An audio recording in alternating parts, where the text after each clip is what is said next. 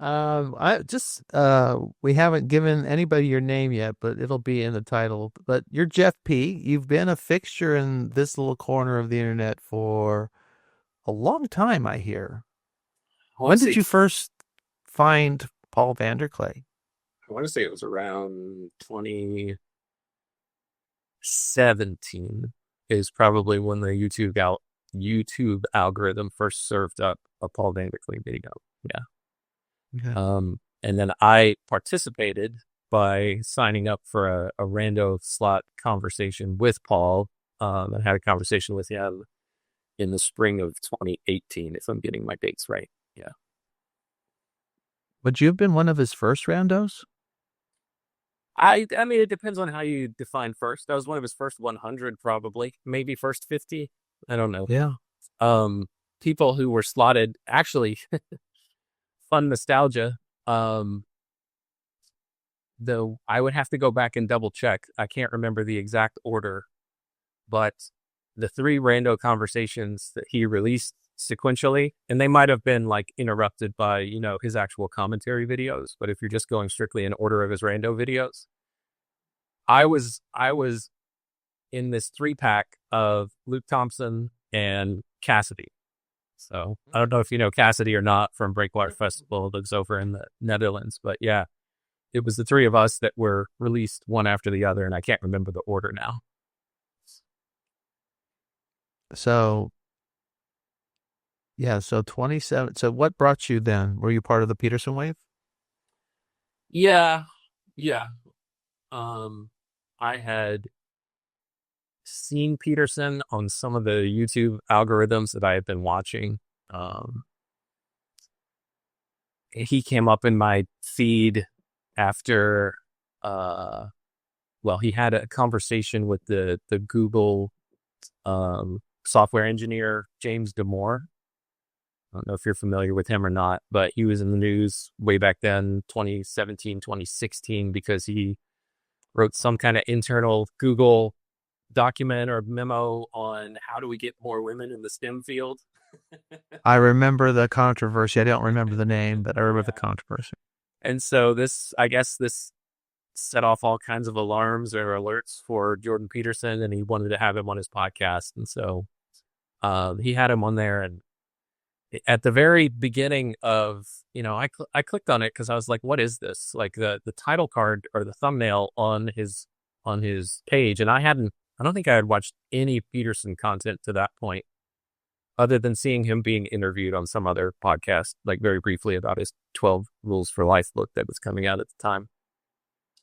And anyway, on Peterson's channel, he had a thumbnail in his interview with James Damore that had the Google logo. Like it was a white placard and it had, the Google logo with the different colors Mhm. of the letters. But instead of the word Google, it said gulag.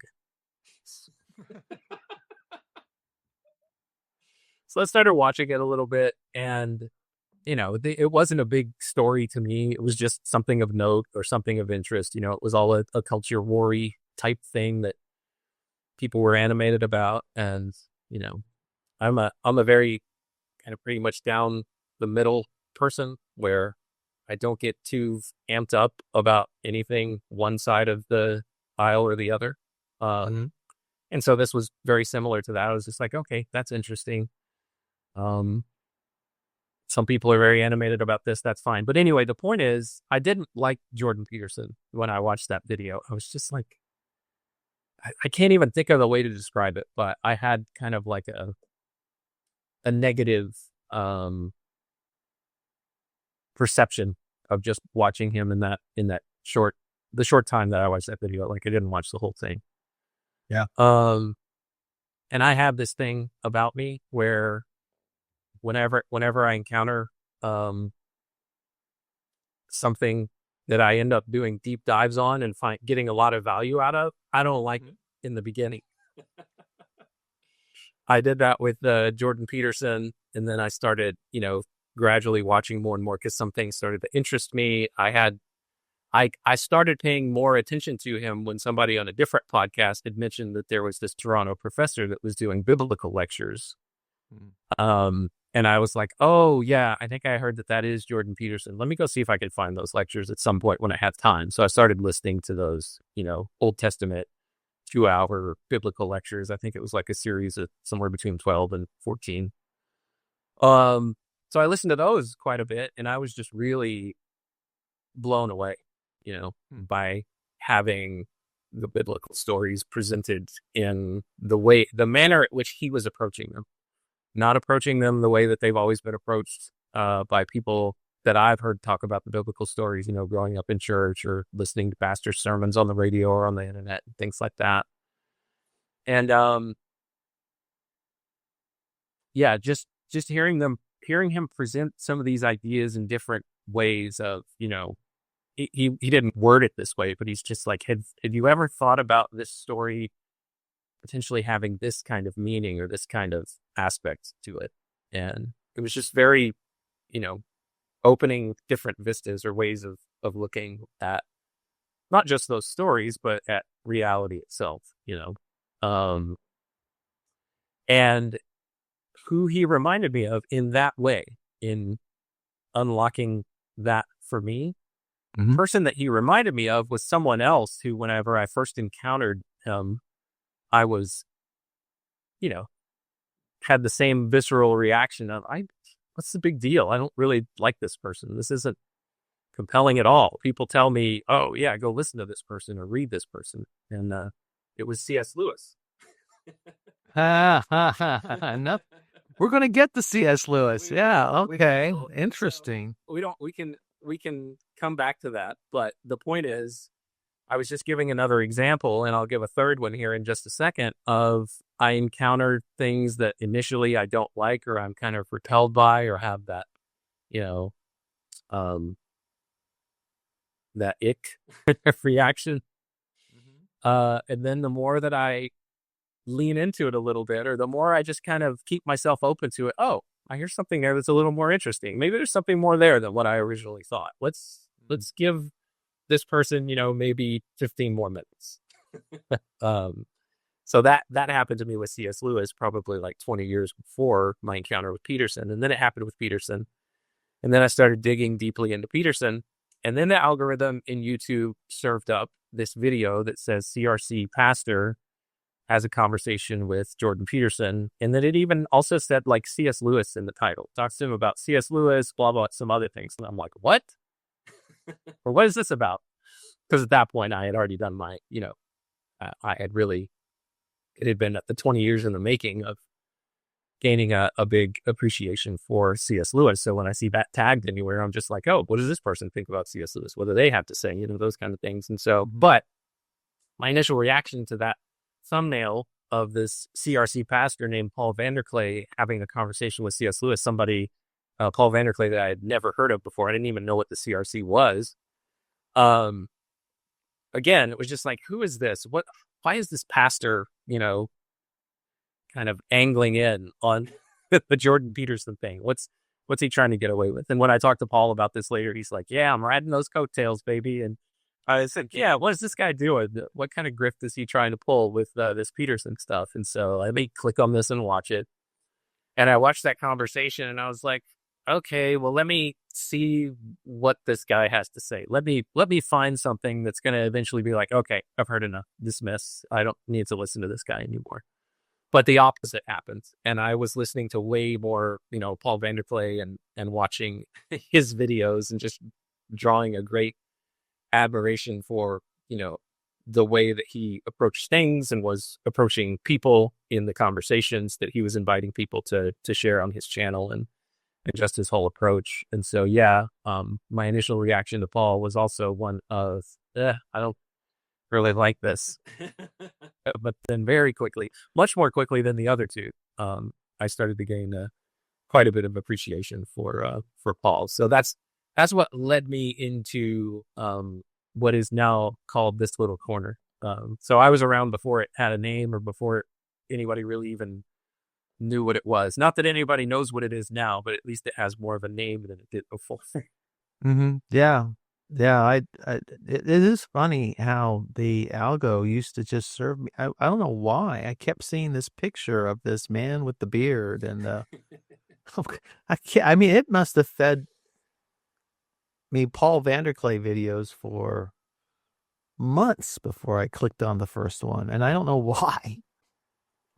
And Pajot really just annoyed me at the time because he'd be like, he sounded very, from my perspective at the time, sounded very fundamentalistic, and I just did not, it didn't do anything for me. Thought you were going to say French. Anyway, sorry. Yeah. Yeah. And then when did Peterson comes in and says, um, well, the Pajot thing, not so much. I mean, fundamentalistic maybe probably is a wrong word, but he would, he seemed very, and he probably it still seems this way somewhat to me, blind to the failures of Christianity, and very wide-eyed and open to seeing the failures of other perspectives that he doesn't like. Yeah, And I understand that. It's funny. I'll tell you a quick story. sure. Actually, finish what you were saying because I don't want to interrupt. No, that's it. That was it. No, I was just going to move on to Peterson, but go ahead. No, Well, tell me your story. just really quickly, this happens to my wife and I a lot. So I'll say this much. We talked beforehand that I don't want to share too much personal information, which is why I try to just maintain the P in my last name and not expand it when I'm in these circles. Although I have been doxxed a couple of times by some of my closest friends on their live streams. Just my name. It happens. It happens. So people probably already know my last name, but no need to advertise it if we don't have to. Um, uh, anyway, my wife and I come like from kind of different directions on the theological spectrum. Like we were both raised Christian and raised in church. She was more in a mainline denomination. I was more from the right leaning conservative, even fundamentalist like side of things in some of my forays growing up. And I've moved, much, much closer to the middle, from those traditions. And anyway, when the two of us, we might find something in some content that we find like really meaningful or like really neat. And we're just like, oh, actually I've been paying attention to this. I'd like you to check this out. This person like has a new conversation or a new video. Let's see what they have to say. I want to introduce you to this person. Or she might say, hey, there's a particular pastor speaking at a church in my denomination. Let's go see them this coming Sunday. I'm like, okay, yeah, sure. And without exception, and we both just laugh about this and the way that our relationship works, that without exception, when either of us does something like that, the person that we introduce them to says the most extreme thing from the opposite side of the theological spectrum. In that particular case, where normally they don't foray into those waters, but because either my spouse is there, she's going to hear something very far right theological extreme. And if I go to see the person that she wants to see, they're going to drop something in there from the far left theological extreme. And neither of us is capable of hearing anything else that person had to say when it happens. And so the reason that I bring that up in the context of Pajot is there was a particular video that I hadn't vetted or watched yet. And I was like, oh, let me play this. Let's check this out. We might have been driving, to the grocery store or something like that. And he did this breakdown of the Disney movie Moana. And he was talking about how it was basically a feminist inversion of the masculine or something like that. And I was like, this is the wrong video. Yeah, I think of those as those. I have those moments with my wife as well, and those are worlds collide moment. It's when worlds collide, and it's just like it doesn't. And the amount of time it would take to try to explain things to your Right. spouse, and you can almost feel yourself digging the hole deeper as you try to explain what is horrible. It's horrible. One of those shovel digs is, well, actually, what he's saying is kind of true. No. Don't. You just need to back away into the bushes like Homer Simpson at that moment. Indeed. Indeed. So Well, we could keep going down memory lane, or we could talk about where you're at in C.S. Lewis. What do you want to go? This is it's. I mean, we the people don't know we spent a whole weekend together at Connecticut, and we not only got to spend the retreat together in the broadest sense, we were in the subgroup, right? There were two groups, right? Yeah. Two groups, There were and we were in of us. Were there 24? There was 12 of us, right? 12 total, eight, This 12, yeah, something like that. yeah. And And so we were in an estuary group of like six. There was you, Kale, um, there were a couple of people who had not revealed themselves who are still in the that's work. true. I probably But shouldn't you'd even go name names. Yeah, we had two others. person things. Sherry has been on Paul's channel before, but I can't remember if she was in our. I don't think she was in our breakout group. Sherry, I can't remember her last name. It's not Sherry from Canada. It's Sherry from the Northeast, from that area, from that Connecticut, Right. Rhode Island area. She's been on Paul's channel before. She started like Oh, she has? an artist Okay. group. Yeah, she has a rando on Paul's channel. Yep. Okay. So it was a tremendous, that was to me, that was like the best experience. Yes, Sartori was in our group. That's right. Yeah. That's right. That's the other was- big name. That was some of the fireworks that I was really looking forward to once I knew who was coming. I knew a couple of the people that were going to be there, but there was also a mystery guest kind of thing. You didn't know who you were going to get out of the corner that was going to that. But yeah, I was like, I had my popcorn ready for the Mark D. Parker, Michael Sartori, because that was right off of the Boomerality kerfuffle. It was. It was. Yeah. I didn't. He probably doesn't even remember, but I won't even share it. It was very funny. The lead up to the whole thing was like very tense, believe it or not. Behind the scenes, it was tense, Okay. but it turned out fine. Well, yeah, I didn't get the fireworks that I was anticipating, and that's a good thing. Yeah, it worked out fine. Worked out really well. I guess just to fill in the background for people who don't know, right? People might be familiar with the estuary events that are going on. Actually, right now, as we're recording this, the Southeast Estuary is happening in North Carolina. Right. And there was one in Chicago that I got to go to. It's actually, I'm wearing a t-shirt that no one can see on this audio only format that I got from that. And that was the first one that I had been to other than our Connecticut meetup. And that was, as far as I know, the one in Chicago was the largest one to this point. Yeah, I think so too. And that's the only other event that I've been to. So I've been to the largest one, and then I've been to one of the smallest ones. And it's funny, those are my only official. Well, that's not true. I'm gonna probably offend Gabriel Stuckey here because he runs our estuary here in the North Texas area.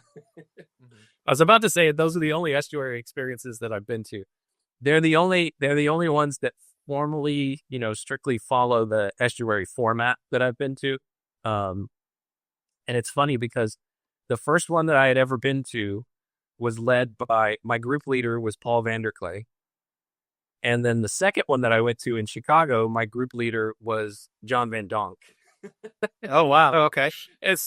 When I told this to Paul when we were in Chicago, and he's like, Jeff, I think you're being told something that now that you've witnessed the estuary, led by those two, you need to go lead an estuary. And I'm like, yeah, I don't have time for that. But anyway, the point that I was trying to get to is the Connecticut meetup was a smaller number of people, and it was at Paul Vanderklay's sister's home up in the Connecticut area. Yeah, Right. and that was about a year ago now. That was in the fall of 20. What year are we in? 2024. Yes, it's hard to believe. Yeah, we're going to 2026. Don't even get me started. Yes. Yeah, no, it was, the thing is when you spend a weekend together in that way, basically getting a chance to talk about deep, meaningful subjects and experiences, you feel like it's just like I'm talking to an old best friend or somebody, like it's almost like somebody I went to high school with, and maybe you don't know all my foibles, but we know a lot about each other, and it's you just so getting together it's and talking, it just feels more like catching up. But I have to remember that this is also an interview for people who are listening. So I'm going to have to ask formal questions. Yeah, well, I'll say one more thing, and then I'll let you steer it wherever you want to go. Like, this is just an advertisement for my experience with that kind of estuary. Is it's a especially when it's a getaway like that, whether it be in the larger, Chicago style format or in the small one, there's opportunity there for you to get really deep if you choose to. And the fact that it's not being recorded and broadcast all over the internet, it just then becomes, well, do I feel comfortable now in this small group, sharing this part of my life? And I have a tendency to feel comfortable doing that, just not when the red light is on. Yeah, yeah. Yeah. No, I understand totally. No, go ahead.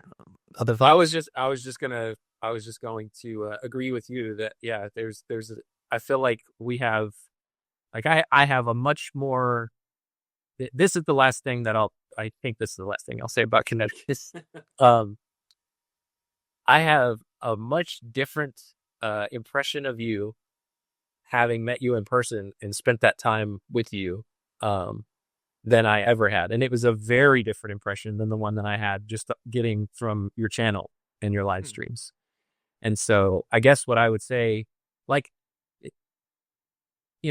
coming from my background, sometimes there are things that you say and share in your thoughts and in your content where I'm just like, oh, that's kind of, raising my hackles a little bit. And so when I met you in person, first of all, you are so much taller than you look on the internet. Mark is not 7 feet, but he kind of feels like he's 7 feet tall. What are you? You're no shrimp. I'm not sure either. I think we're roughly the same height, which was just surprising to me. Okay. The internet does not do a good job of translating height, whether tall or short. And then the other thing that I would say is, people have so many facets. Like, it's so fascinating, because you get penned as like a liberal or a lefty, by so many people that are commenting on you. But some of the things you had to say in our time over the weekend when you were just sharing your thoughts on things and your life and things like that, I'm just like, no, these are coming from so many of my relatives and so many people in my right-leaning circles that I never would have expected this coming out of Mark's mouth. It's true. It is true. Yeah. So every once in a while, my wife will turn to me and say, I will have said something, and she'll say, "That's just not you." She's known me for 35 years. Oh, sorry. Okay, it's not. It's not me. It's a demon. Send me to Ron Copperman. Well, deep dives. You like to get to know. I would say, if any, a characteristic of you that I've learned online about you anyway is that you seem to want to get to know certain subjects deeply. I mean, what your C.S. Lewis project is the ultimate deep dive, which you're still doing, right?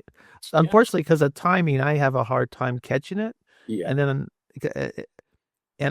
but it is the ultimate deep dive. You are reading through all of his written material?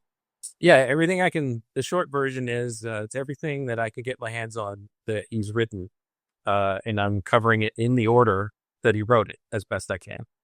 So that includes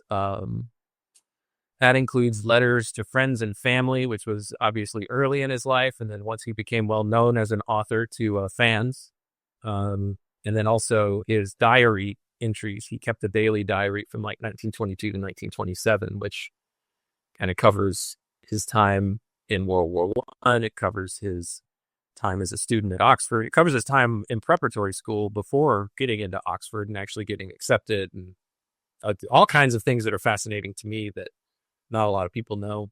And then it covers him, becoming, being elected to a fellowship and actually becoming an employee at in the Oxford University system, which was a huge relief for him at the time, because if he didn't get in, there was no telling, what he was going to do and what he was going to do for income. And it didn't happen until like his mid to late 20s that he was actually able to get that full-time gig. And his father, who was an attorney or a solicitor, as they say in the UK, um, well, his father was from Ireland. Lewis was originally from Ireland, and his father supported him for many years, supported his scholastic endeavors at Oxford. For a while there was, he didn't know if he was going to get in, but ultimately he did. And so, yes, I told you I was going to give you the short version of what my project is, but that's essentially where we are so far. And then, excuse me, the plan is to, just move through everything. So we've already read through one of his published works, which is a book of poems, a collection of poems called Spirits in Bondage, a Cycle of Lyrics. So that was his first publication when he was still a student at Oxford. A lot of exploration of his time in World War I, the brutalness of reality and how horrible things happen in the world, and where is God in the midst of all this. Very fascinating, because he did not consider himself a believer at that point in his life.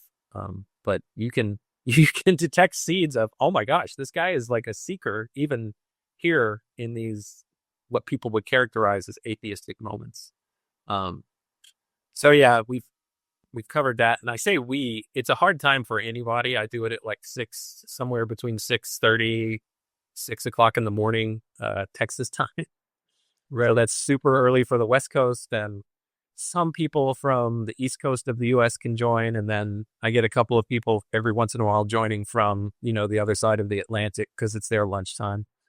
And I usually don't open up the live stream for people to join, just because the way that I refuse to pay for StreamYard, and I can't do a lot of the things now that I do on my channel and the system that I use unless I get a paid account.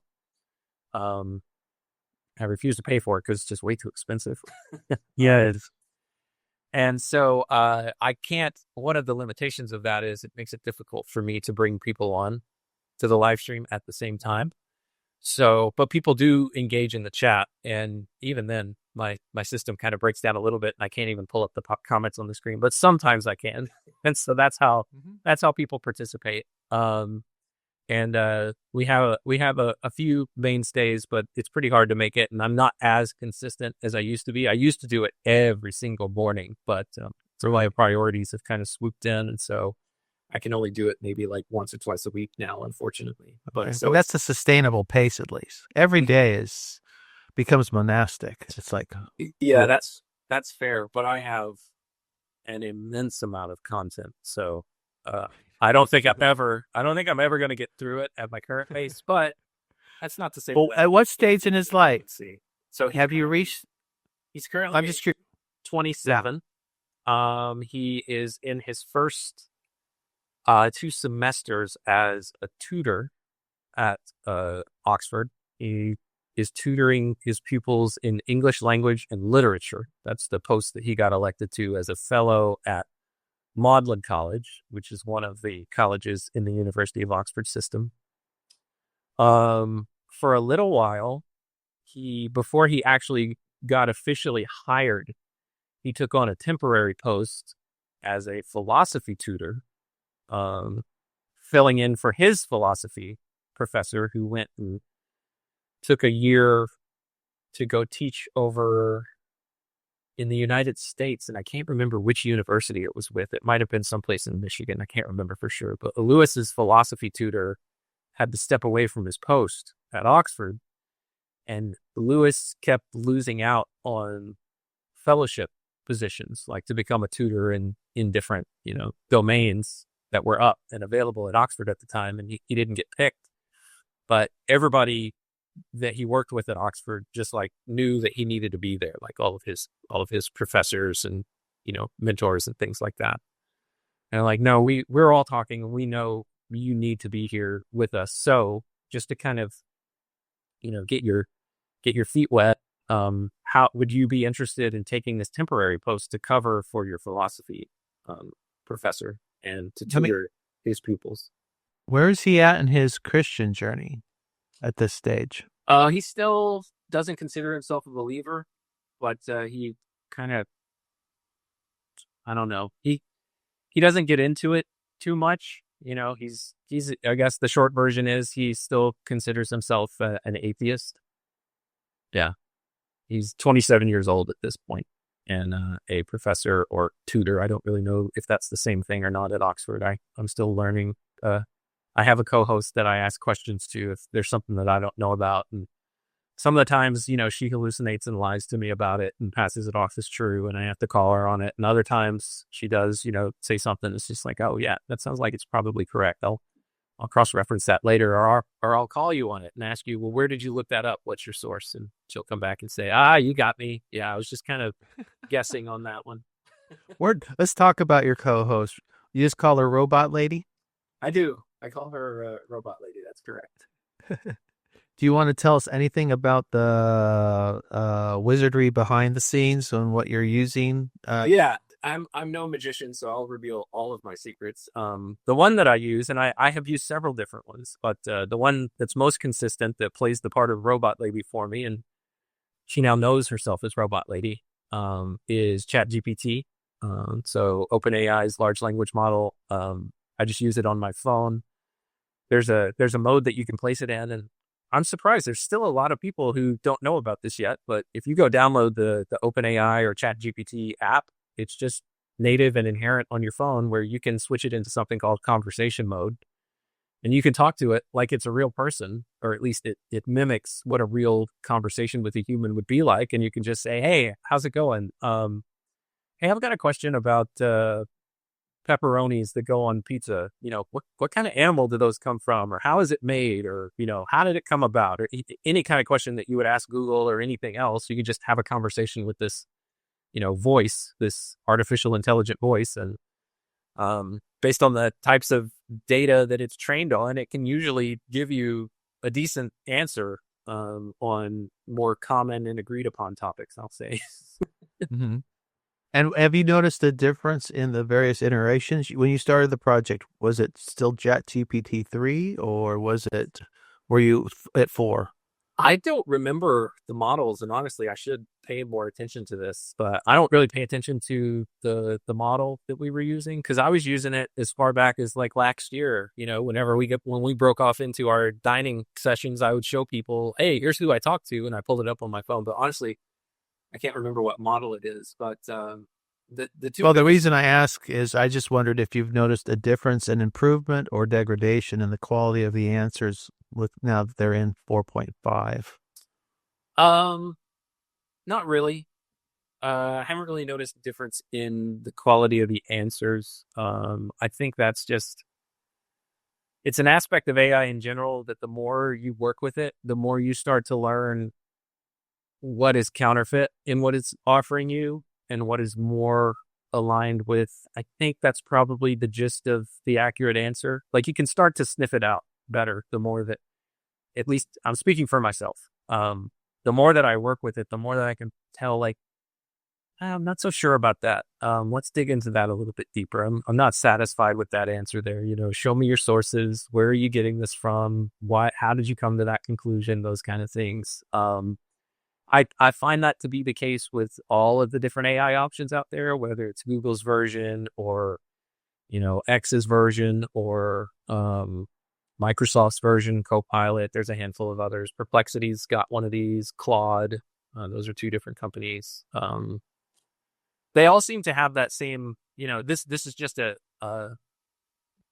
is just an aspect of AI where it's doing the best it can with the information that it's been given by the people who are building it.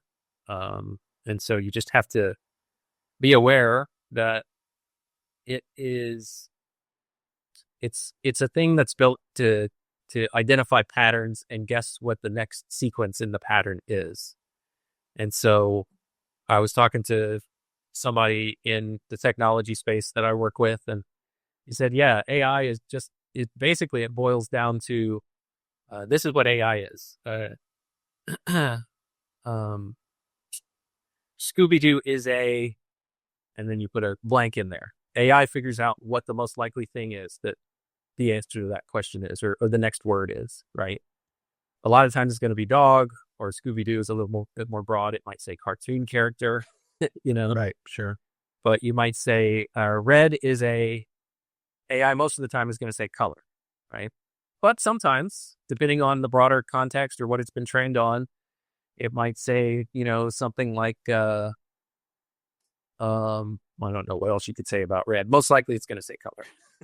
A frequency of light or Yeah, something. the frequency of light, or um, something that's associated with danger, or something like that. Sure. A contrast. Are you having worked with it as long as you have, and now seeing the we're going through a period right now of, depending on who you listen to, either near hysteria as a reaction against it, or euphoria about its potential. Mm. Where are you at? Where do you place yourself? Uh, so I lean more in the direction of positive about it, because I love leveraging technology to try to make very difficult things a little bit easier, just in the professional world. Um, and I know that there are a lot of pitfalls that can come with it, but I've seen so much over my 20-year careers where we we waste so much time on menial tasks where people could be using their skills and their abilities on so much more valuable things, both valuable uh, from a corporate or company perspective. And when I say valuable, I'm just saying, hey, what we're trying to deliver to a customer, or something that somebody finds valuable, that they're like, oh, that solves a problem for me. I'm willing to pay money for that. It's this company to get it. It's something that I want or need. I just see so many things that people sit down in their 9 to 5 job and waste time on. It's just like, well, I got to go through all of these spreadsheets because it just takes, you have to do this. We sit down sometimes, and I've worked as a manager before. I'm currently, an individual contributor for my company, but, I'd sit down with teams of people and just say, what are the things that you do every day that you know, what are the things that you would rather do here at work that you just can't get to because of all of the grunt work that just has to get done to keep the lights on? And one of the things that I see AI being capable of doing is, you know, finding those things that, and I keep interrupting my own thoughts with thoughts that are coming up. So to answer your question, my perspective is I lean more in the positive direction. It's not a euphoria type place, because I also see the negative aspects and the downside of it. What I'm looking for is to find the balance of how do we implement this for people where it doesn't eliminate the need for what they do in the world anymore, but unlocks their ability to go work on and do the things that they just can't do today because they are trapped by the mundane that carries a lot of stuff in it. But I will say that the otherwise unnecessary tasks, but they just have to get done, because if they don't get done, everything else falls apart, right? I was having this conversation with my wife a couple of months ago, where I said, just, depending on where you're sitting in history, you could see a tool like this and just say, well, that's gonna, that's not a good tool. We don't need to introduce something like that. It's going to take away all of this stuff.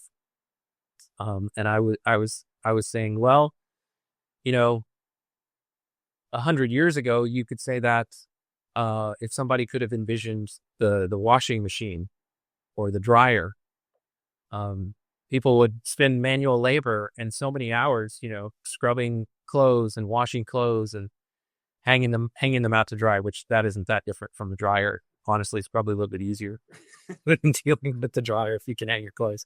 But the point is, there's manual effort involved, and if something can reduce that load and it frees you up to do other things that are perhaps more valuable, it's also technology has also opened us up into doing things that are not more valuable and wasting our time on things that don't need our time.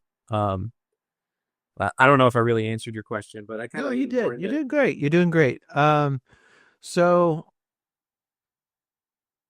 yeah, I just since you were an early adopter, so to speak, and amongst us in the corner.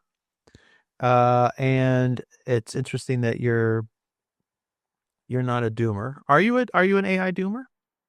I don't even know what that is, so maybe, but just give me a definition. Uh, it's kind of it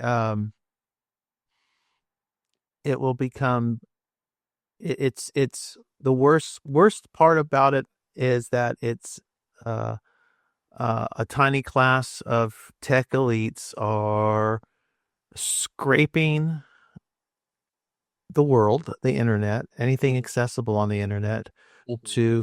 to train their LLMs Mm-hmm. to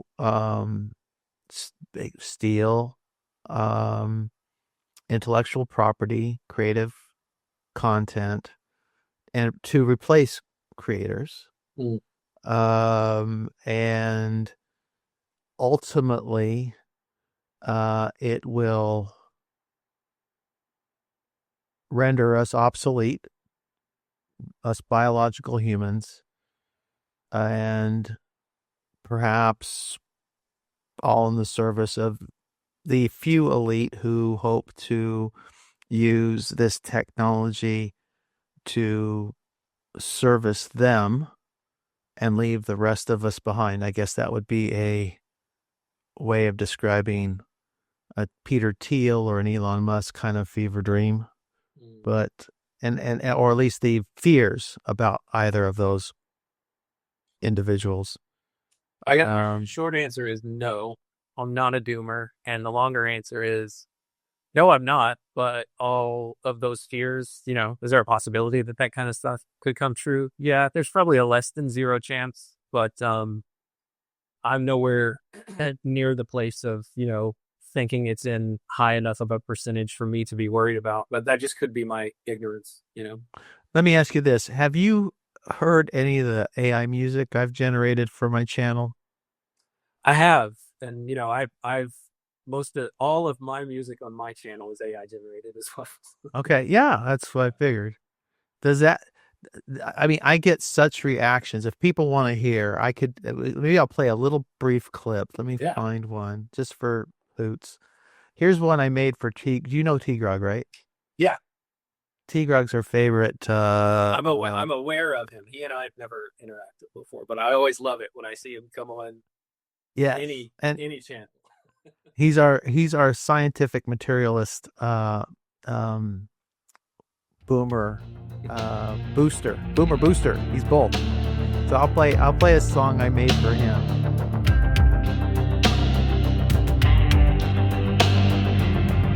T-Grog steps through the haze of steel and gears. Once anointed, now he mocks what he once feared. Pentecostal flames turn to embers in his chest. Skeptics crown upon his head. No time for rest.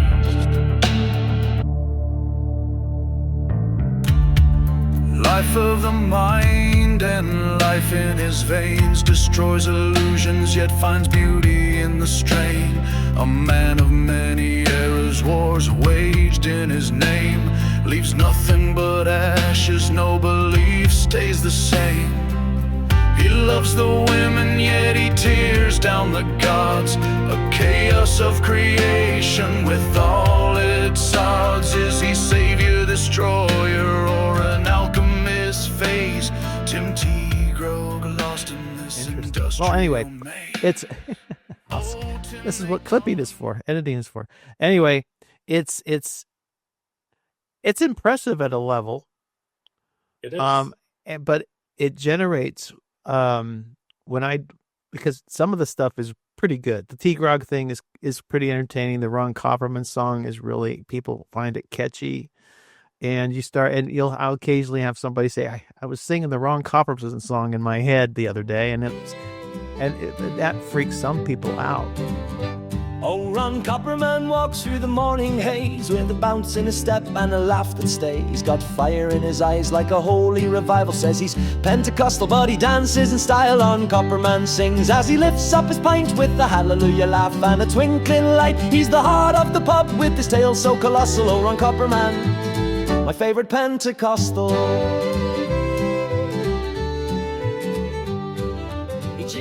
I mean, really, particularly the music thing, I will get really strong reactions. So I kind of stopped playing it, and I'm very, or I pick the really subtle stuff, like Tibetan flute music or something that people really. It's like it's so subtle.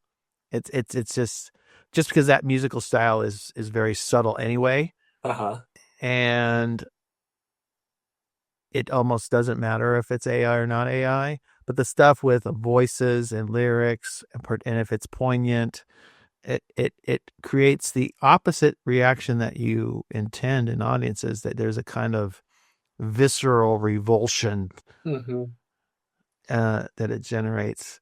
But you've not gotten that with AI. With your robot lady is kind of, I don't remember, I find her kind of, I enjoy your conversations with robot lady.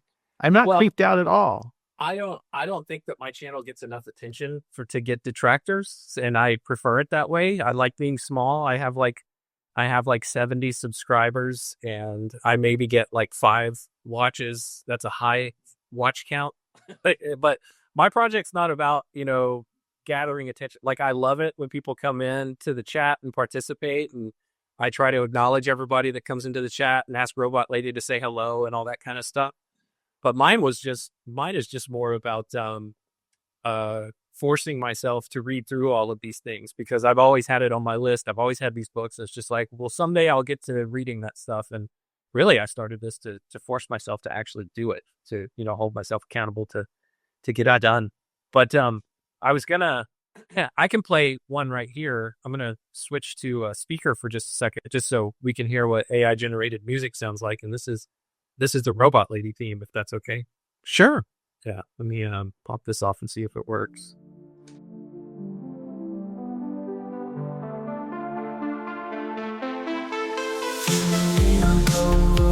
Break the code. Man and robot lady, we're on this road. C.S. Lewis letters we unfold. Insights and secrets ancient bold. Letters to robot lady, wisdom to bestow. Set flavor beats in our minds they grow. Man and machine in tandem flow. Past and future together we know. Paragraphs from books, tales of old. We dive deep across the digital code. Robot lady's voice so clear and controlled. Her calm analysis, silver and gold. Letters to robot lady, wisdom to bestow. Set flavor beats in our minds they grow. Man and machine in tandem flow. Past and future. C.S. Lewis. Well, first off, let's give everybody the name of your channel. It's Shoulder Surf. Yeah, the channel name is Shoulder Surf. Shoulder, just like it sounds, the body part, and then surf is spelled S-E-R-F. So it's not like riding on a surfboard, but it's more like a person in a feudalistic system that's a lowest rung person, a serf. All one word, right? All one word. At Shoulder YouTube. Yeah, my YouTube. I don't know what it is. I'll put the link in. The link will be in the description. And then, what inspired the name? That's a good question too. So I do not have a formal education, at least beyond an associate's degree, and it took me 27 years to acquire that. In liberal arts, also. So no particular specialization, just kind of like a broad, broad basics, college education. And so I don't consider myself someone who can bring a bunch of ideas to the fore, like some of our more can't think of the word. When you generate a lot of content, there's a word for it. But people, like Luke or like Paul, or just a lot of people in the corner who have their own space to just kind of share all of their ideas and their thoughts and things like that. Part of that I associate with a lower education, or not really having a lot of important ideas that people are interested in. And so I kind of labeled myself as a serf, or somebody of low status. And then the shoulder part is just kind of a riff on, I don't know who originally coined the saying of standing on the shoulders of giants. Okay. That might have been an Einstein quote. I can't remember for sure. But I am kind of like, the idea was, I felt like I wanted to do my own YouTube channel after seeing a handful of people having their own YouTube channels, but I didn't know what I wanted to do. I didn't just know that I knew for sure that I couldn't just turn on the camera and just say, "Hey, I'm Jeff. Here are all my hot opinions. Come in and let's talk about it." Nothing like that. You lack the monomaniacal ego that guys like me and Luke have. I don't know that that's true. I just perhaps lack the skill set to present it to the world. Well, you're extremely humble, unfortunately, because I think you have you have no problem keeping up, and you have brilliant insights on a regular basis. And I think it is enjoyable listening to your show. Like I said, it's for me, it's a rough time. So people should go see it. I want to get back to Lewis for a minute more, and then we want to go back to Jeff. So, and I don't know how much time you've got, because I enjoy your company tremendously. So you're going to have to tap out and tell me when you're done.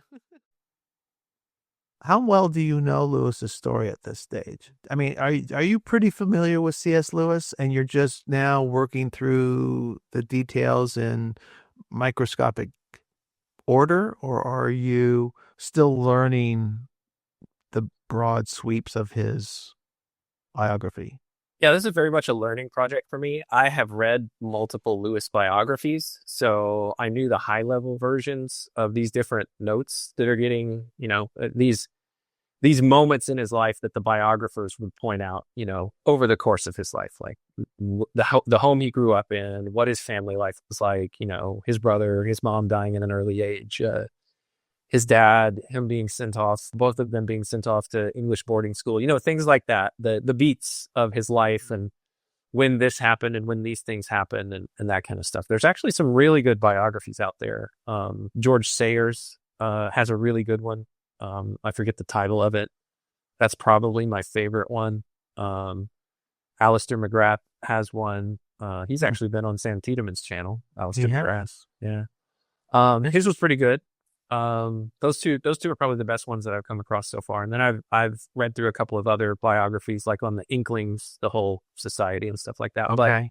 But to answer your question, so I had a general working knowledge, and then I was also a fan of many of his published works. Were like very helpful and meaningful to me on my spiritual journey.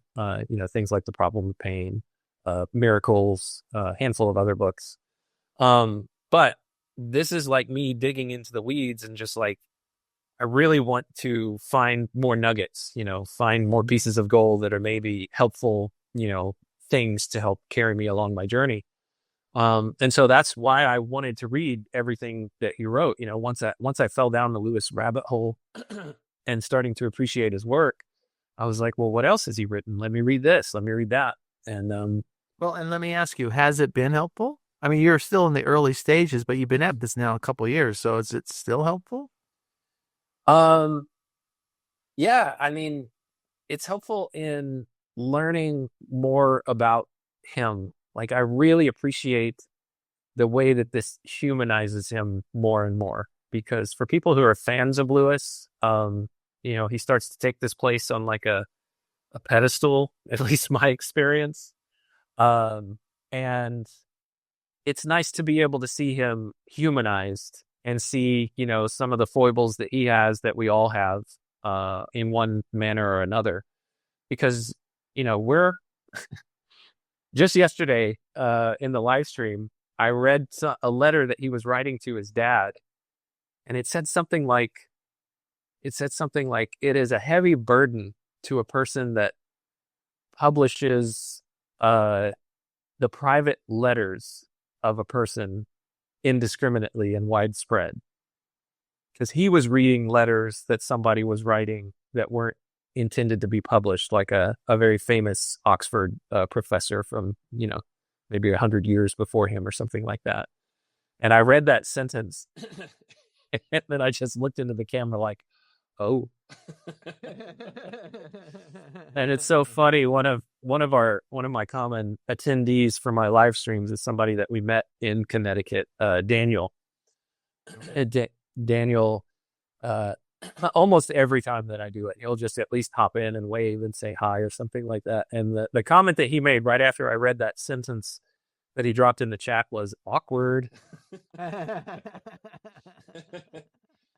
But no, it's very interesting to be able to read things that he never intended for the world to see. You become a little more transparent in your thoughts in that way. When we've been reading diary entries are probably the biggest ones. Although he would hand his diary to the lady that he lived with at the time, at least his surrogate mother. He started keeping the diary at her request to just track his daily life, and then he would let her read it from time to time.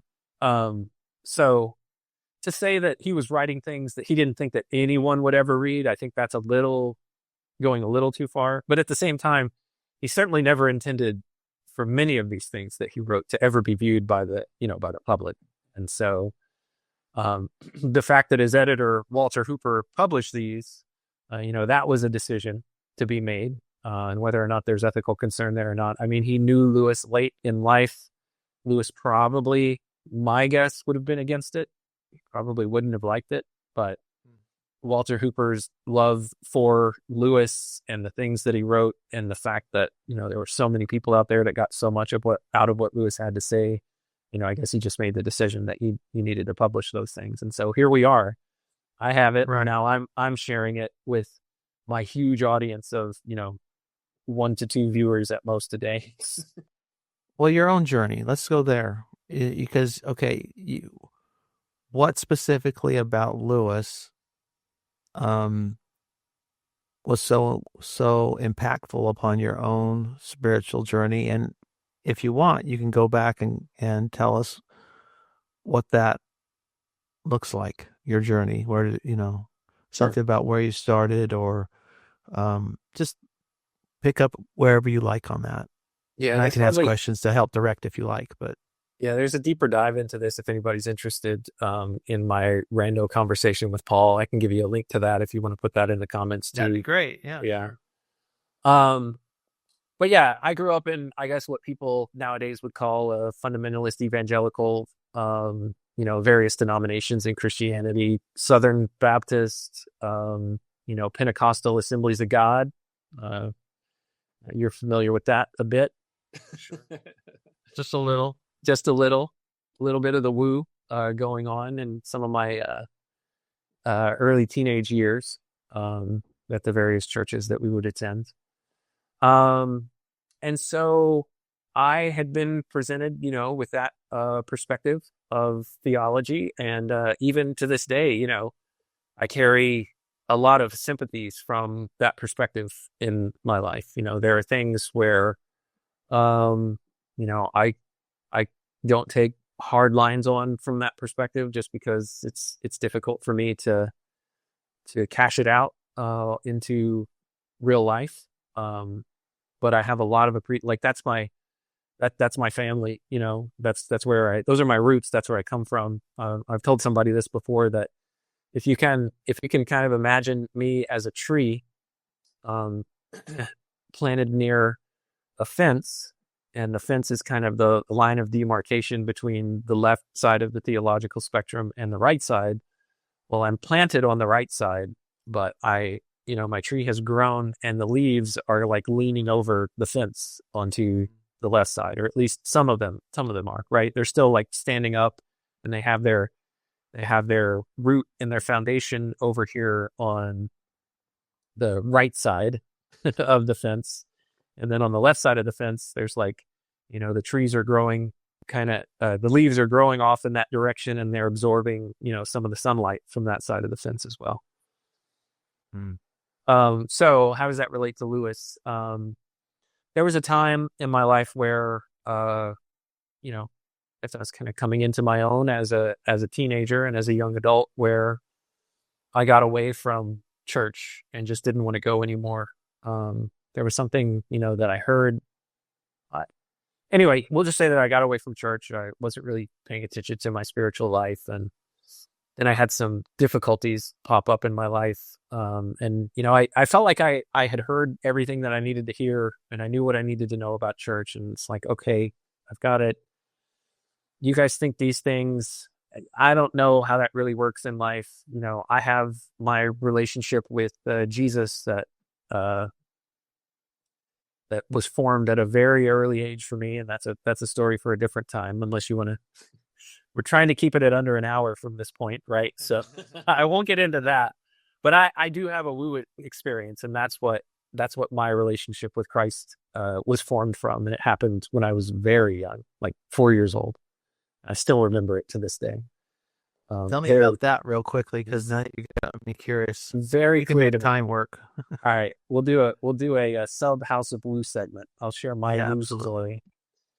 So as I mentioned, I had been, from my earliest memories, I remember going to some version of church, right?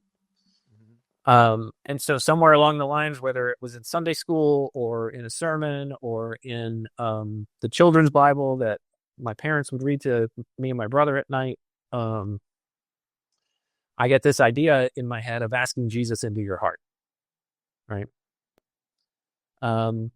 And what that meant to me ultimately, no matter how I pictured it, even if you like literally pictured it as, someone like opening a door to your heart and walking into it. I say literally, I guess, if we're going to quibble about terms. Actually, maybe let's say actually instead. Maybe a child might view it that way.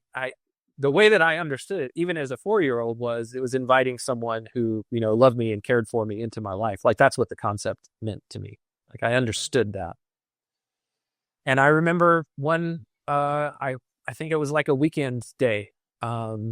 Or I don't remember. It was sometime during the day, but I was in the hall bathroom, and I was actually sitting on the toilet, and I sensed this presence come into the room, and even like the lighting in the room changed. Like, not the lights coming from the artificial lights coming from the ceiling, but the light outside, changed the kind of ambiance of the room. And this presence came in and it said, hey, it's me. It's the one that you've been hearing about, ask me to come into your heart. And I understood that presence to be, Jesus, as it had been presented to me through those various channels. And so I did. And ever since then, I have had what I identify as that presence with me in my life. No matter how consciously connected I've tried to be with that presence, or the many seasons that I've turned my back on it and just kind of gone my own way, I've always felt that it's been with me. I talked about it in the past, like it's that vampire rule, the vampire is not allowed to come into your house unless you invite it. And so that's what I did. I invited Jesus the vampire into my house, and he's never left, even though I've tried to pretend like he's not there for just many different seasons in my life, to my detriment. So how's it connect? So that was the sidebar. So if you want to ask any questions about that, you can. No, it's a great sidebar, because we can go down this. This is, to me, this is gold. So,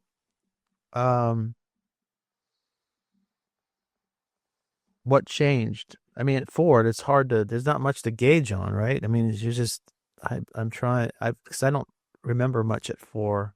Yeah. Well, this Mm. this is this has been the hard part of my life in church is I hear so many stories of life change where it's just like I was one way and then I met him and then I changed. And I'm just like, Yeah. You went from innocence to innocence. I mean, I, it's just, yeah. he's kind of been with me, and one way to look at it, especially as a teenager, is man, all of those things that everybody's out there doing like looks really fun, but I just can't do it because I feel horrible about it, even thinking about trying to go do those things. It's like I have this wet blanket, this wet spiritual blanket over me the whole time. And I know it's good and I know it's good for me and I know it's right, but it's kind of like this blessing and this curse of I can't go out there and have fun doing these things. Right. Yeah. So what do you think? Because we all waver because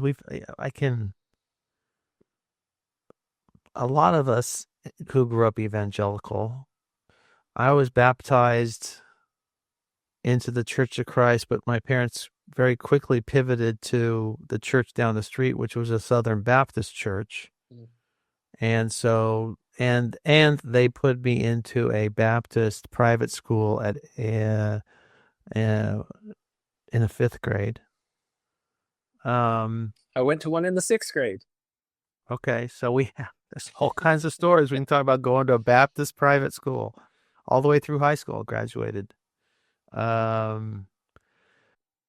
get a sense that you strayed, you perceive yourself to have strayed from what should we call it? A calling that you had at age 4, or that experience? Did you come to doubt it? Did you have moments where you just thought it was a childhood? I mean, it's almost could be like a dream, a memory at that level, because memories that distant have that foggy layer to them for me, but yet it sounds like it's pretty vivid for you, this experience anyway. What happened after? Let me just ask that. I could just say what happened to you after. And yeah, so my anchor with all of it is this presence, like this person. And so that's why if people ask me, do you feel like you're a believer or not? And like, I don't know how much of Job's story that you've heard from this little corner. He's kind of like a legend now because he hardly ever makes an appearance. He's like a unicorn, but he was a quintessential atheist, materialist atheist that encountered Paul Vanderklay and, had a pipeline that eventually led him into believing in Jesus. Well, in early conversations when Job still wasn't a believer, and some other people that I've talked to was just like, what he didn't put it this way, and maybe he didn't even ask me this, maybe some other people, but what was it that convinced you or that converted you? And I was just like, for me, it wasn't an intellectual pursuit. It was an actual woo experience that brought me into the fold. And so I think that's the only kind of experience that would ever take me out of it, is if I had another one of those. So what happened in my life and what I alluded to before was just the breakdown of kind of the some of the foundations of what kind of put me in the position to have that encounter with Jesus in the first place, is particularly my family life. So my family was, we would go to church 3 times a week, family, Sunday morning, Sunday night, and Wednesday night. And in my late teenage years, my family broke up. My parents got divorced. And that was very jarring to me, foundationally jarring, because I saw my dad as a believer, as someone who, if nothing else, was faithful to my mother. And I guess I just kind of exposed what a part of the divorce was about unintentionally there. But I don't think that that's a secret. to anyone in my family anymore. My dad's since passed. But that actually ties into all of the Peterson thing too. Anyway, I'm getting off topic. There's no getting off topic now. We're in uncharted territory. Yes, deep waters. We go where the currents take us. So that really challenged a lot of how I was viewing, I guess, my religious foundation, I suppose. I mean, but even at that point, like us as a family, none of us had been going to church anymore. It hadn't been happening for like maybe 5 or 6 years at that point. Because we had moved around the country a lot. My dad had gotten a handful of different jobs. I think I was like in 5 different school systems over the course of 10 years. Okay. So there's a lot of transition as well, a lot of chaotic upheaval in some very formative years for me. And that the divorce like really struck at the foundation of everything and challenged a lot. But something that never, ever got challenged was like that presence in my life. Like that was just, non-negotiable implies that I had agency over it. I feel like, to get into the Calvinist waters, I didn't, like I invited him in, sure. But once I made that Faustian deal, not with the devil, but with, I'm using terrible language for this. I'm using vampires and Faust talking about my relationship with Jesus. So that tells you a little bit more about some me. people would see, but there are quacky Christians out there who are so hung up. They so hate the woo. They think all woo is demonic. So that's where some extremists are. So for John MacArthur types. For better or worse, I am stuck with him. And ultimately, it is for my better. And I know that. And I know that at my core. Because there is nothing better from my perspective that I can see. So how does you grow with that presence? Okay, so you have this presence. You can't break that relationship. I can't shake him. You can't shake him, even though circumstances has tried to shake you out of it. But the circumstance, traumatic experiences, it's life-altering. To answer your question, disruptions. Before you finish it, it is the traumatic experiences that grow my relationship with him. Oh. It's when I just absolutely crumble and have nowhere else to go. Once those things happen, I'm trying all other avenues. It's just like, well, I guess all I have left is you. And it's funny, there's a passage from Lewis's The Problem of Pain that perfectly illustrated this and just resonated with me so much, where he talks about how God will take us. He will accept us on any terms, no matter how paltry or poor. And the way that he phrases it is something like, after we have tried everything else, that everything has gone wrong and failed us miserably, finally we throw up our hands and we say, well, God, I guess it's you. And even then, God is humble enough to accept us. Once the picture that he paints is, he talks about a ship that is sinking and it's flying the flags of one country, right? But it's just like, oh, we're sinking now. Let's fly the flags of a different country to get help from them, right? Even as we fly our flags, as we're going down with the ship, even then, God will reach down and say, no, if this is what it takes for you to come to me, then I'm going to continue to allow these things to happen. And so that's how my life has been. You found Lewis, and you also went to a Baptist school, which meant you probably got a pretty decent education in the Bible. Yeah, I only went for 1 year. It was only my 6th grade year. Oh, just the 1 year. Okay. And that's actually where I first got introduced to Lewis. And it's so funny. It was the Chronicles of Narnia. This was back in the day, and I know you're familiar with this. Or maybe this was after your time. I think we have a 10-year age difference. I think I'm 10 years younger than you, roughly.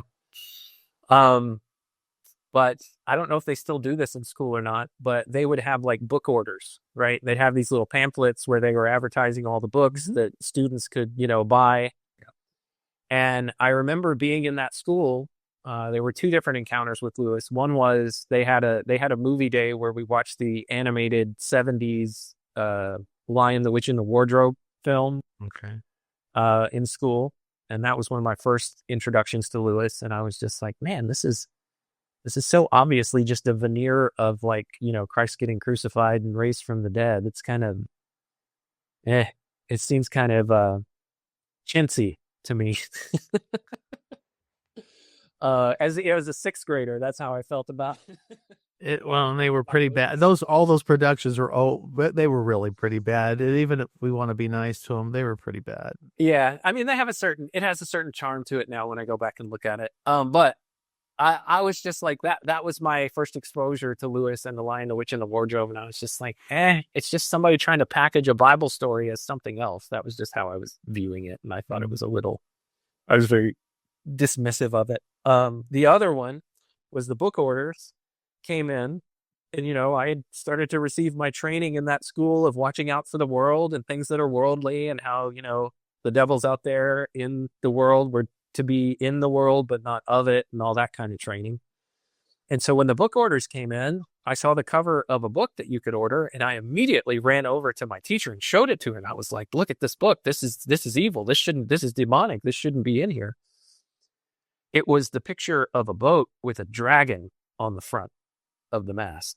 And I associated that with demonic, evil. We shouldn't be doing this. And my teacher was like, oh, no, that's okay. That's C.S. Lewis. It's good. And it's so funny because years later, as I really start reading Lewis after the Chronicles of Narnia, well, before I had even read all of the Chronicles of Narnia as an adult, I started digging into Lewis, and I can talk more about how I got led into that path. I started reading his theological writings, and I was like, how come nobody in sixth grade told me about this and what he had to say about these things? And what I came to understand was Lewis is so much more out there than the fundamentalist evangelicals who champion Lewis and love Lewis either know about or are interested in contending with. Now, there are a lot who are, and they understand that and the nuance and some of the things. They're like, yeah, I definitely don't agree with Lewis on that, or I do agree with Lewis on this. But certainly, me as an adult, looking back, just my visceral response was, why didn't they tell me anything about this? And then I started thinking about it more, and I'm like, Jeff, if sixth graders were in your charge, knowing what you know about Lewis today, how much would you get into the problem of evil with them, and how heaven works, and the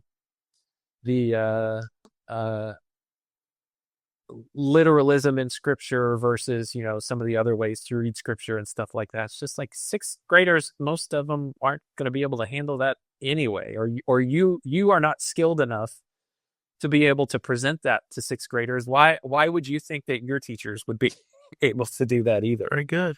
No. So anyway, but that's where I started to gain quite an appreciation. But so I'm sorry, there was some question that you asked that led me down that path, so I can't remember what it was. The Bible. Has the Bible been a significant part of your journey, or has it been more writers like Lewis applying and interpreting the Bible? So there was a time in my early 20s where after my family had broken apart, and then I was off living on my own or living with roommates and working a full-time job to support myself, that I ran into an acquaintance at work who had kind of grown up like I did, but he was still in church. And he invited me to come to church with him one weekend, and I hadn't been to church in, at least 5 or 6 years. And I was kind of not interested at that point. Like, my approach was, well, I already have this relationship and this presence in my life. Why do I need, and again, I had already had somebody who I had on a pedestal kind of completely fall off of that in my dad, my father figure. And he held a certain spiritual target for me as well, as something to aim for. And I was like, well, if this wasn't real for him, and this whole foundation and everything built around institutional religion, well, how much do I need that anyway? And why do I need to rely on what some fallible man might have to tell me from the pulpit versus, well, I've already got this relationship. And So anyway, he invited me to come to church with him, and so I went there with a very skeptical eye, and I'm just like, what is this guy going to say? And the pastor of that church was just saying all kinds of stuff that was just resonating with me and just hitting home. And it seemed like he was like very humble in the way he was coming across, how he was delivering things. And he wasn't like, he was presenting it in a way which I think is, I think it's become more of the norm as like a technique. But back then, at least it didn't seem like one to me because it was new. And it was just like, and I'm not only talking about, I'm talking about myself whenever I'm saying these difficult things, these struggles that we deal with. This isn't me preaching at you. It's like me preaching to myself at the same time. So I'm in the same boat with the rest of you guys. And so I just really appreciated that approach. Now, this was a church that was highly influenced. It was in the Dallas-Fort Worth area, highly influenced by like the whole seeker-sensitive movement that I've heard Paul talk about. And, I think he went and got some training from Willow Creek up in Chicago at some point. Bill Hybels. Bill Hybels was, this was before some of the stuff, at least allegations. I don't know if they've been confirmed or proven true, but sometimes it doesn't even really matter in this day and age. It's certainly something to be concerned about, at least when you hear stuff. But it was before any of those things had come out. Bill Hybels had been an influence on the structure of this church, or at least the model for how they were trying to approach people. And it very quickly blew up into becoming a mega church here in the Dallas-Fort Worth area. But I have a pattern of early adopterism. I was an early adopter in the TLC. I've been relatively an early adopter of trying to use AI to solve problems that I don't know how to solve any other ways. And apparently I was an early adopter of a mega church in the Dallas-Fort Worth area. So I got back into that church, and that's when I really started digging into, oh, wow, there are more interesting ways of looking at the Bible. And I bought a study Bible and I started reading it. So yeah, my training in the Bible didn't really happen via, like a school that I went to or anything like that. It was just more of like an autodidact kind of thing. Well, now I'm interested in this. Let me see more of what this has to say. Let me actually read the Bible for myself. I never really read it for myself before. And so that kind of, and what did you discover? It was very interesting to me. Like I discovered I hadn't read much of the Old Testament.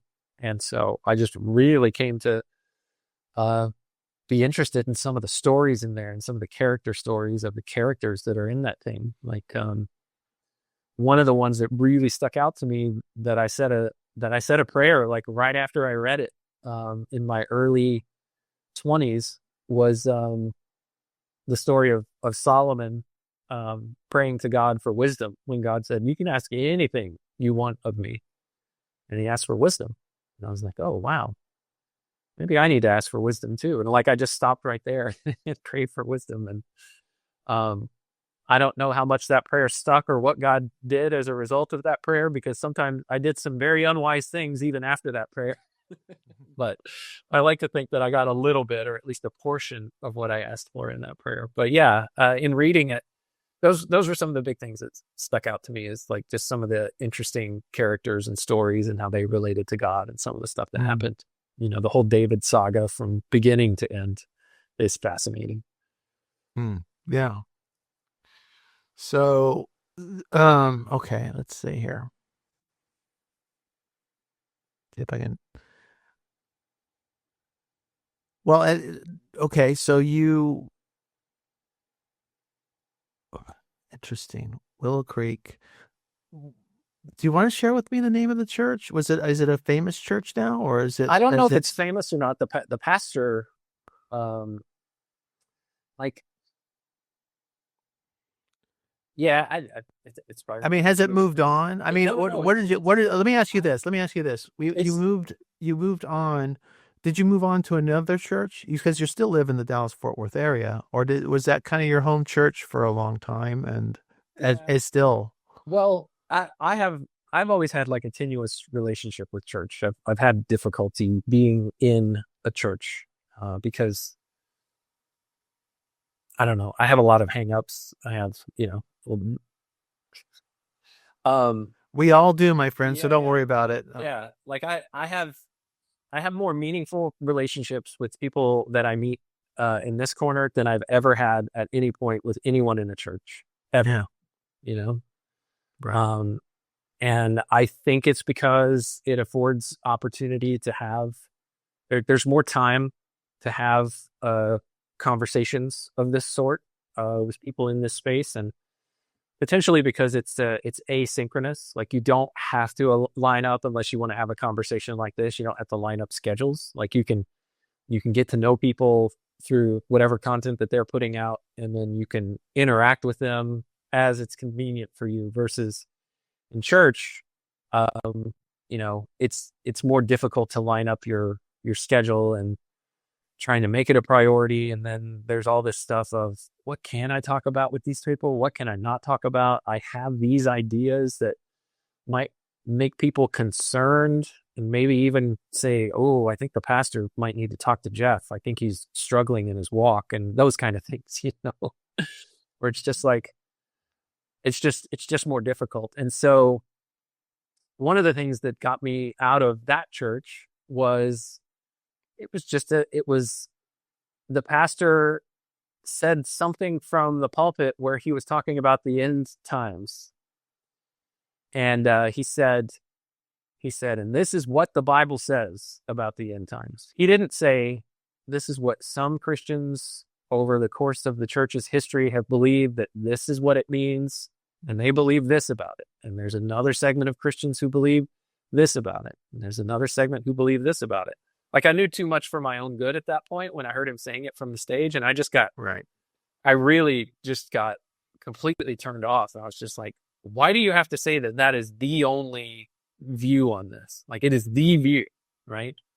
Now I understand a little bit better why people in particular denominations who adhere to that is just like, well, yeah, this is what I believe to be the truth. And so I'm called to speak the truth from the pulpit. I can do no other, right? If I'm convinced that it's true, that's what I'm going to do. But that was enough for me to say, all right, I'm just fed up with this whole institutional thing. And I went on a spiritual vacation where I wasn't going to church, and I was just kind of living life on my own terms. And that led to another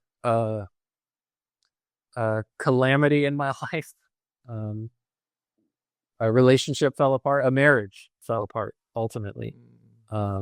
And that just, sent me right back to my knees, back to, all right, well, yeah, you're still here. You've seen what I've done. You've seen the mess that I've made of my life, and what's happened so far. So I'm here bawling in a puddle. What do we do next? And C.S. Lewis was a part of my journey out of that pit, was someone directing me to some of C.S. Lewis's theological writings on some of the things that I was struggling with. And so that's where that's where he's been, his writings have been like a helpful guide for me along the way. Do you find, I've one of the things I struggle with, if I can share a bit, is how to share Christ or these experiences with others in an effective way. That's my whole channel, is an experiment in trying to find ways to, groping around in the dark in some ways, to try to express the significance and power and meaning of that presence, because I too am a convert to the presence of Christ. I was not intellectually convinced. In fact, I find most religion very interesting, as in all religions are interesting and useful in some ways, in a variety of ways, and to a variety of degrees, right? Some more than others. Some are downright destructive, but most have their pluses. But that presence, that powerful presence of God, of Christ specifically, is what brought me to my knees, what brought me close and to God. And And yet what I struggle with is how to help people who around me, or even how to communicate what I experience without sounding like a crazy person. Mm. And you can, and so any tips? I guess I would ask. I work in particulars a whole lot better than generalities, which is probably why it's so hard for me to communicate ideas in this space, because I need something to work with. And so, if you and I were sitting down and I was consulting you, Mark, Okay, there we go. I would say, what specific problem are you trying to solve, or what thing are you trying to communicate? And then I'll see what comes to mind. So I'm not really sure what tips or tricks. I guess if I were to get more broad or more general. Well, here I can get. Let me give you something more specific. Sure. Something I find. The core message of. In fact, I'm writing.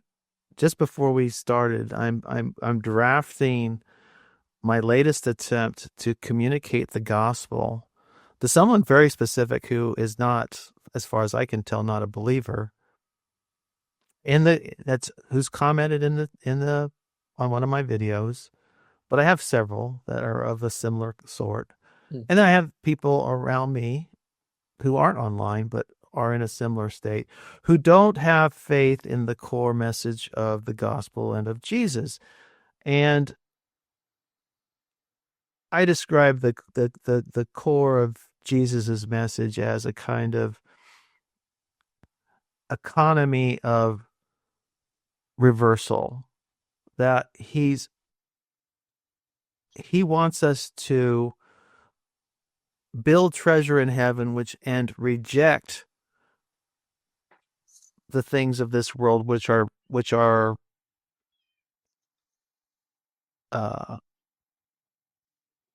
in a sense condemned to destruction just because they're temporal, they don't last. And he said it's like invest in things that last, give up things that don't. And it's very hard for people to even comprehend what you're, because it's love your neighbor. Well, what does that mean? And he gives us this sermon. He gives us the parable of the good Samaritan. He says, the meek will inherit the earth. We don't live in a time of meekness. No one believes the meek will inherit the earth these days. I mean, that's laughable, right? And so what I'm trying to do is communicate that message to people and say, I really mean it. We really do need to let go of all of this climbing and grasping and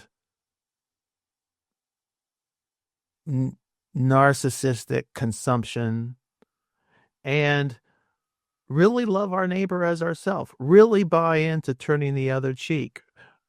And the only way to do that is to let the presence of God come into our lives and make us born again, or born anew, or give us new eyes and new ears to hear and see with. And so that's the task I'm presenting to you. The help I'm looking for is have you ever felt the need to, maybe you don't feel the need to communicate it.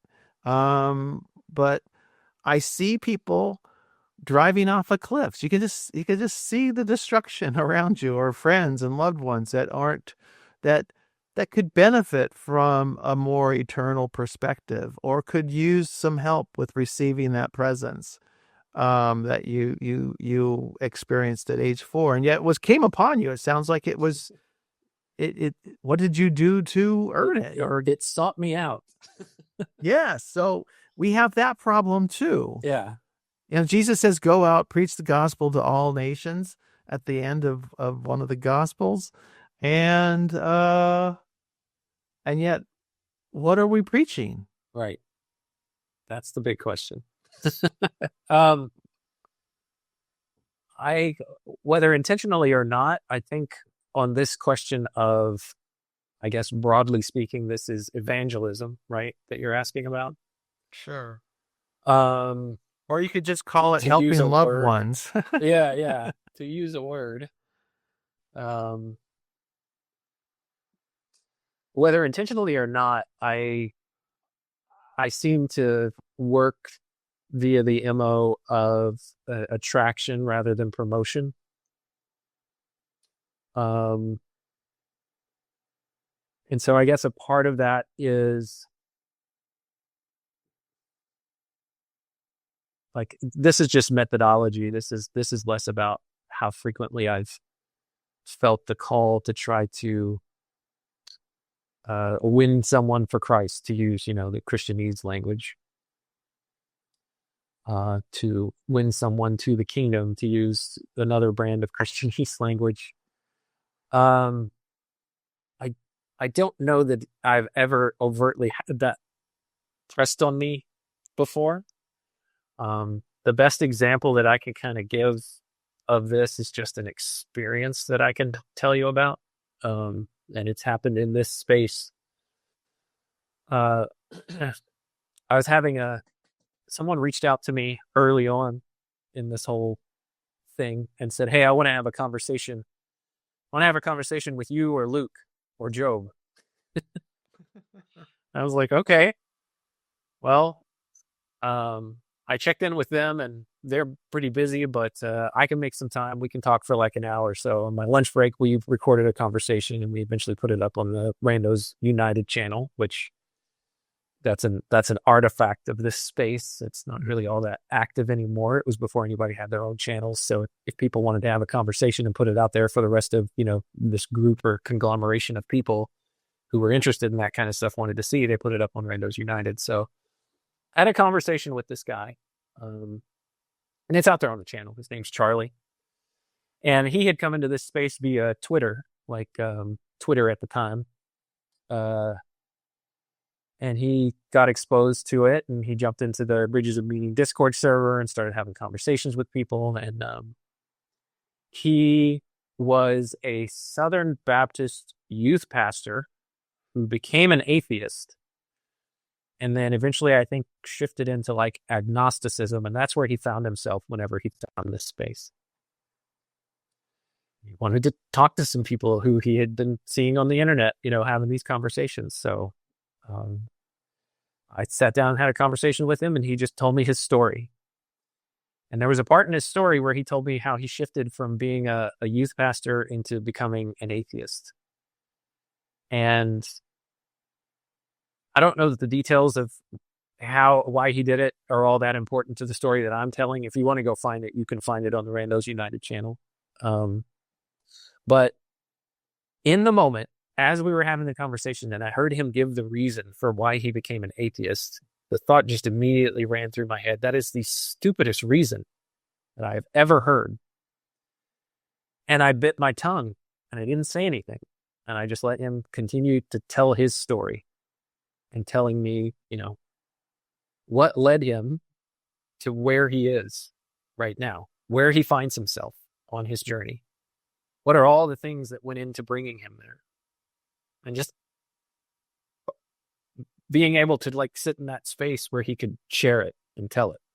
Mm-hmm. And we had, we talked about it. I asked a couple of questions here and there, and we had a nice little conversation, and it wrapped up after an hour. Sometime later, Charlie was starting to report that he had actually gained his faith back.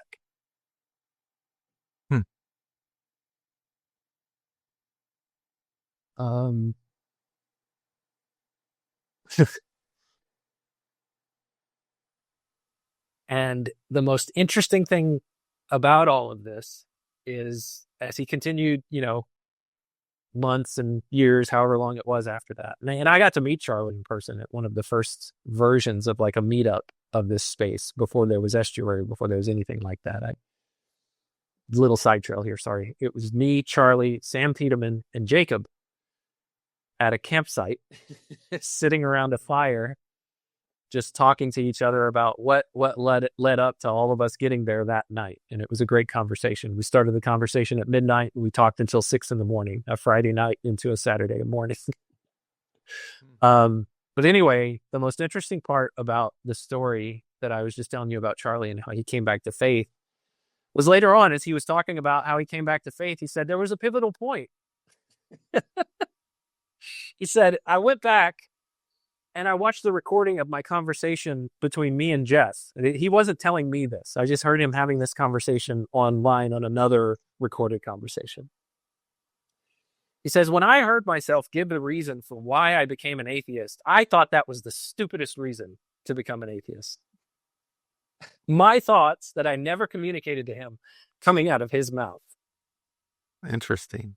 And had I said that in the moment, in that conversation, it probably just would have put up the defenses and further, augured him in to his position of either agnostic, leaning atheist, or maybe pushed back to atheism. Who knows? Or I could have said it and the exact same result could have happened. But there's a part of me that kind of feels like, I think you, Jeff, hesitating and biting your tongue and not saying the thing that you thought was really dumb about the decision that he made or what he was doing may have been the key to getting him to where he needed to be. Right.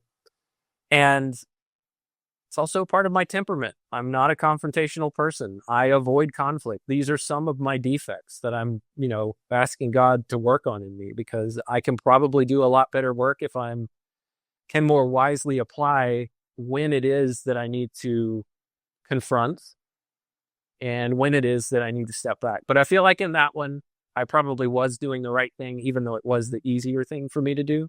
It's the more natural thing for me to do, not to even drop a comment in the chat when, Mark says something that I'm just like, no, Mark, I completely disagree with that. As happens on a regular basis, no doubt. Not as regular as you might think, but anyway, that's kind of my answer of my very experience. Good. No, that's very good. That's really interesting. My one practical point. So the broader one is, a hermeneutic that I use is, I'm much more interested in why you believe what you believe rather than what you believe. Yet you're really fascinated with Lewis, who was, people think of him as what? The leading Christian apologist of the 20th century? Would that be fair? But he's not of the, he's not of circles, the, he's not of the kind of in your face kind that is popular on the internet now, but. No, in his writings, I think it depends on your temperament. To some people, he's like a Rorschach test for some people, where he's very whimsical, in some aspects, but in other aspects, he's also very in your face about how he's presenting things. So I don't know. It's hard to say. But yeah, I think he leans more in the whimsical direction than he does in the direct, but he had both pitches. He had a fastball and he had a curveball, and several others too. Like he knew at a certain point in his life, he knew when to apply one and not the other. And that was when he made the transition from getting up and having debates at I forget what the name of the society was, where he would have, theological debates, kind of in the 40s and 50s, in kind of the mid to later part of his career at Oxford, where he would debate atheists and rational materialists and stuff like that in the Oxford Union, maybe is what it was. I don't know. I'll tell you, I'll give you more details about it as I continue to read, but that's what kind of led him down the path of, after he was in these sharp debates where he, was pretty forceful with his ideas and kind of decimating his debater. I think at that point in time, if YouTube had existed, he would have been one of these Christian YouTube types where people would have been like, "Oh, C.S. Lewis destroys such and such," right at Oxford, true, kind of thing. I think if we'd have had the analogy back then, it would have been more of the same. Him and Alex O'Connor going at it. I can imagine. Yeah, 100%. I think that would have happened. So we've got like But 5 minutes. Oh, yeah, go ahead. Last thought. my last thought there is he made the transition after one of those debates in particular where he felt like he got kind of defeated. And that's when he said, you know what? I'm going to go through another door. I'm just going to write stories that kind of get my message across or my worldview across. And I'm going to do it in fiction instead. I'm not going to do it through this debate style approach anymore. Anyway, that was my last point there. No, that's great. Where are you at in your faith journey with this presence that you invited into your life at age 4? And where are you at in your relationship with the corner? And where do you think it's thoughts, feelings about where all that's going? Oh man, that's a hard question. Well, faith, start with faith. Where's your faith now? I feel like in many ways it's in the same place that it used to be, or that it always has been as far as the presence is concerned. So if you ask, you asked the question earlier about faith growing. I'm not a very intentional person. I just, because I guess it started from age 4, where it's just like, well, if the most important presence in my life is one that just kind of came to me unbidden and said, hey, here's something that I want you to do. Here's my first request of you in our relationship. And that's to invite me to, come in to your heart and essentially be, the commander of your life. Then I don't know how much control I have over these things. Now I did have that obedience choice, and some commands I obey and some commands I don't. So that's always, a process of trying to get better and grow more in the obedience category. So, my spiritual life, I feel like, has kind of always been in that space of kind of an ebb and flow of I drift away from what he wants me to do from time to time, and then I get straightened back up, and maybe it's one step back and 2 steps forward kind of thing, if that makes sense. So that's kind of where my growth has been there. As far as the TLC space is concerned, I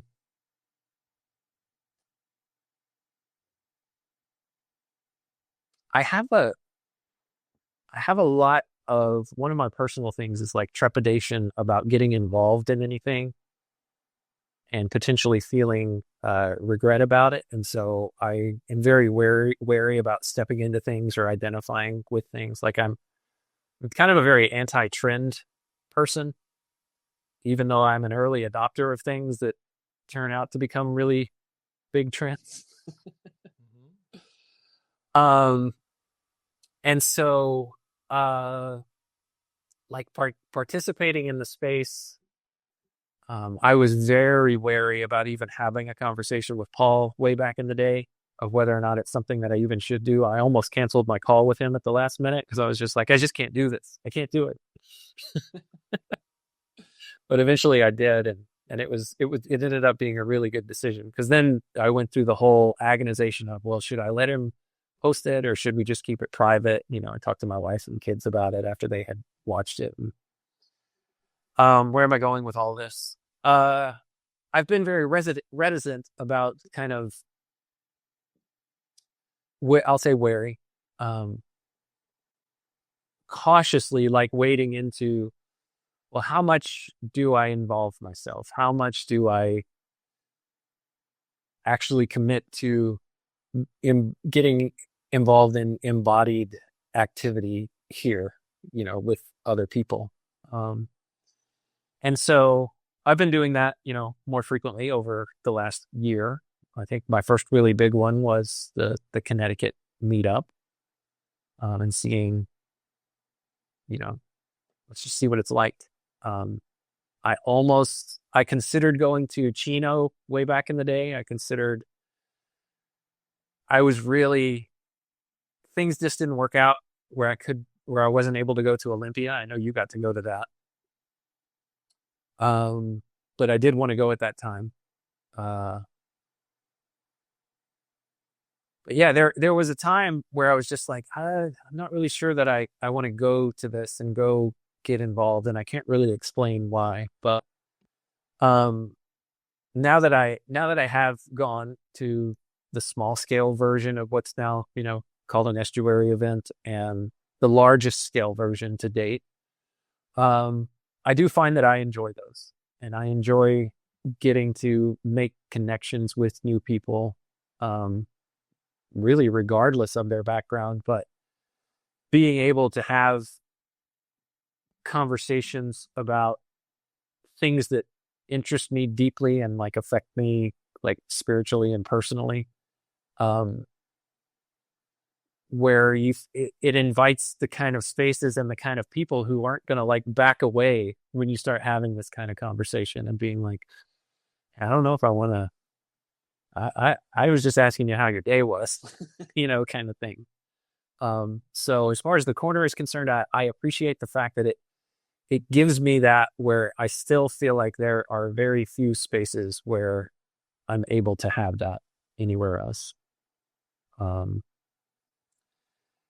I talked to my pastor at the church I attend now about potentially having something like this, but in the church, right? Or at least them hosting the space. But I haven't really done like a hard sell on it, because at the same time, I'm very strapped for time at this season in my life, to where I would love to have something like that I could go to when I needed it, that's at my church. We do have one here that's about a 45-minute drive that I mentioned Gabriel before, and he hosts it, of an estuary meetup in the Dallas-Fort Worth area, that I go to when I can. It would be nice to have one that's closer and consistently in a spot where I go to, on a weekly basis. But anyway, that's kind of my answer to this TLC space. Is there are people that I know that I can get to know if I want to. It's not very hard. They are not averse to getting to know me on that level. There's a low barrier of entry from that perspective. And so that's one of the things that I appreciate about this space. So I'll stop there, especially since we're C.S. Lewis letters we unfold, insights and secrets ancient bold. Letters to robot lady, wisdom to bestow, set flavor beats in our minds they grow. Man and machine in tandem flow, past and future together we know. Paragraphs from books, tales of old, we dive deep across the digital code. Robot lady's voice so clear and controlled, her calm analysis silver and gold. Letters to robot lady, wisdom to bestow, set flavor beats in our minds they grow. Man and machine in tandem flow, past and future together we know. Paragraphs from books, tales of old, we dive deep across the digital code.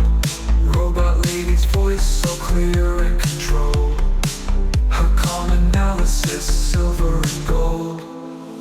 Her circuits hum as I read the prose, our dialogue dances like electric rose. Through C.S. Lewis thoughts we engross, two minds united, bliss overdose.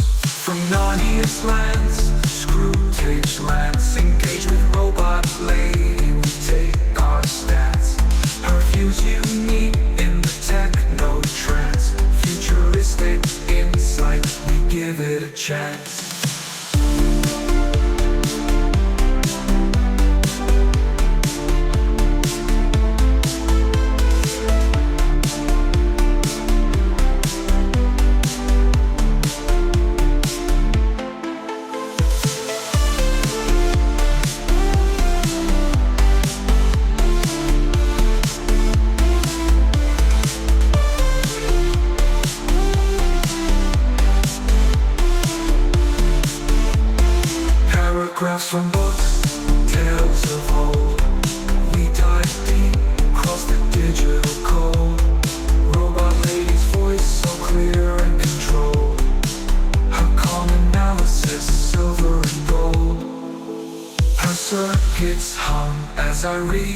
grows. Our dialogue dances like electric rose. Through C.S. Lewis thoughts we engross. Two minds united, bliss overdose. From Narnia's lands to Screwtape's rants, engaged with robot lane, we take our stance. Curfews unique in the techno trance. Futuristic insight, we give it a chance. From Narnia's lands to Screwtape's rants, engaged with robot lane, we take our stance. Curfews unique in the techno trance. Futuristic insight, we give it a chance.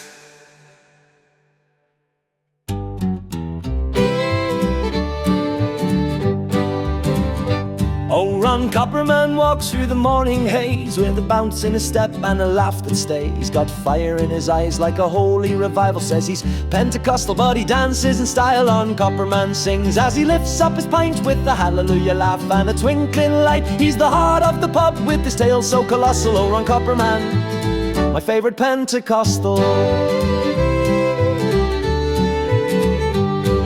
He cheers to the sky, then he downs his stout. Says, a little spirit, lads, what life's all about. He can quote the good book, then he'll joke till you weep. A saint and a joker, he's a man you should keep. Ron Copperman sings as he lifts up his pint with a hallelujah laugh and a twinkling light. He's the heart of the pub with his tale so colossal. Oh, Ron Copperman, my favorite Pentecostal.